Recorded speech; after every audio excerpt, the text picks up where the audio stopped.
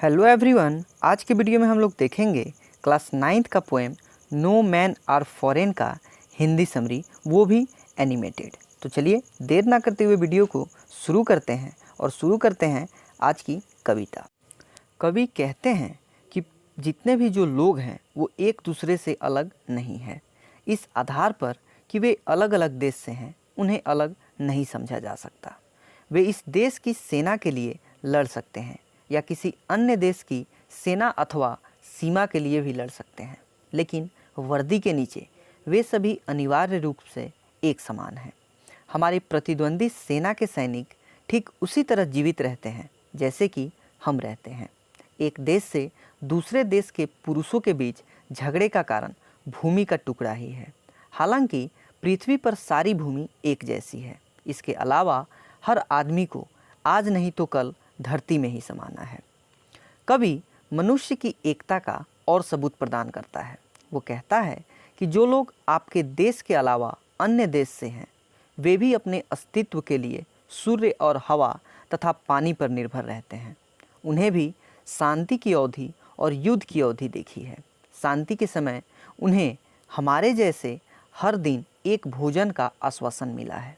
फिर हमारे जैसे ही युद्ध उनके लिए एक लंबी सदी रही है, जब भोजन दुर्लभ होता है और हर पल आने वाले अकाल के भय से भरा होता है। वे हमारे जैसे ही दिखते हैं और उनके पूर्वज भी हमारे पूर्वज के समान ही होते हैं। कवि अपने पाठकों को इस तथ्य को ध्यान में रखने का आग्रह करता है कि हमारे विरोधी भी हमारी तरह ही जीवन जीते हैं। वे हमारी तरह ही सोते हैं और हमारी तरह ही जागते हैं, और जीवन में उसी पैटर्न का वे भी फॉलो करते हैं जिस प्रकार से और जो पैटर्न हम फॉलो करते हैं।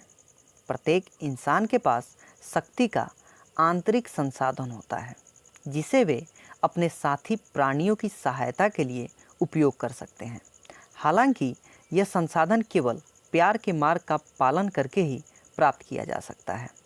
केवल जब हम किसी से प्यार करते हैं तो हम उनके लिए खड़े हो सकते हैं, उनके लिए अपनी खुशी का त्याग कर सकते हैं। यही कारण है कि हर आदमी के लिए अपने साथी प्राणियों के बीच विभाजन के बजाय प्यार करना बिल्कुल ज़रूरी है। विभिन्न देश के बीच मतभेदों के बावजूद एक बात यह है कि वे सभी आम हैं। आम लोग हर जगह एक ही तरह का जीवन जीते हैं, इसलिए आप उस जीवन की उपस्थिति को पहचान सकते हैं।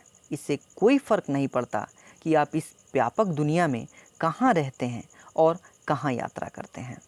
कवि सैन्य और धार्मिक समूह के प्रयासों के खिलाफ विरोध करता है, जो हमें अन्य धारणाओं के खिलाफ युद्धों को प्रोत्साहित करते हैं। कवि का मानना है कि वे समूह अपने अनुयायियों को गुमराह कर रहे हैं। वे अपने अनुयायियों से यह महसूस किए बिना लोगों से घृणा करने के लिए कह रहे हैं कि ये हमारे अपने भाई हैं जिनसे हमें नफरत है। यह कवि के लिए आत्म विनाश का एक रूप है। मानव जाति के किसी भी सदस्य के लिए हम जो भी घृणा कर सकते हैं वह प्रजातिया की ओर हमारे विश्वासघात और भविष्य के निंदा की ताकत है।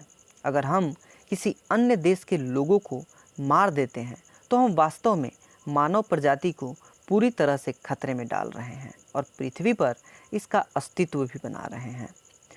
कवि युद्ध के प्रभाव के बारे में बताता है। वो कहता है कि अगर हम पृथ्वी के अभिभावक युद्ध के परिणाम स्वरूप मर जाएंगे तो कोई भी इस पृथ्वी की देखभाल करने के लिए नहीं रहेगा। कवि नरक के साथ युद्ध के समय की तुलना करता है। नरक जैसे युद्ध में हर जगह आग और धुआं है। इसके परिणाम स्वरूप पृथ्वी जहरीली हो गई है। जिस हवा में हम सांस लेते हैं वो अशुद्ध हो रहा है और मानव जीवन को अधिक लंबे समय तक बनाए रखने में सक्षम नहीं होगा। यही कारण है कि कवि हमें प्रोत्साहित करता है कि हम अपने साथी पुरुषों पर युद्ध न करें, कि वे विदेशी हैं और उनके देश हमारे विपरीत है। हम सभी से तथा हमें हमेशा ही सब लोगों से मिलजुल कर रखना चाहिए, ना किसी से बैर करनी चाहिए और ना ही किसी से नफरत करनी चाहिए। तो दोस्तों, ये था इस पोएम का हिंदी समरी। आशा करता हूँ कि आपको ये वीडियो अच्छा लगा हो। तो मिलेंगे अगले वीडियो में। तब तक हमारे चैनल पर बने रहिए और हमारे वीडियो को देखते रहिए। तब तक के लिए धन्यवाद।